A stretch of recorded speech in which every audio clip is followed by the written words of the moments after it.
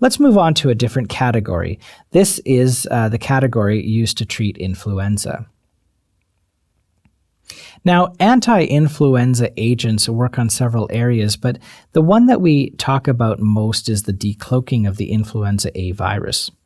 Now, amantadine is our prototypical drug, and it blocks the uncoating of the virus. It binds to a proton channel to prevent acidification of the virus core. Now, without acidification of the virus core, you can't activate your RNA transcriptase, so the virus is essentially rendered inert inside the cell.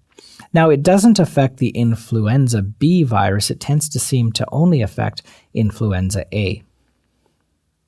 Note that amantadine is also an anti-Parkinsonian medication, so we did talk about amantadine in our Parkinson's lecture.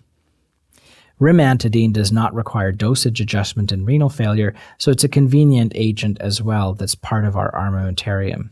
In terms of the toxicity of these two agents, mostly it involves GI irritation. But sometimes you can get some strange neurological phenomena too, like slurred speech, dizziness, and ataxia. Is that due to the Parkinsonian activity of the drug? We're not too sure. The next agent I want to talk to you about in terms of influenza treatment is zanamivir. These are neuraminidase inhibitors. They act by cleaving sialic acid residues. Now, they prevent clumping of newly released virions. So normally when viruses are being released or virions are being released, they clump together, and we don't want that to happen. Now, these agents are inhibiting the neuraminidase. So what happens is that the viruses aren't able to spread out.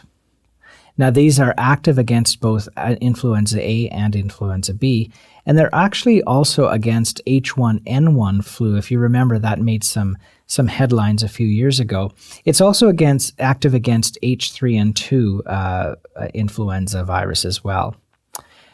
Worldwide resistance is actually quite rare, and we think that the worldwide resistance that does develop is due to mutations of the neuraminases.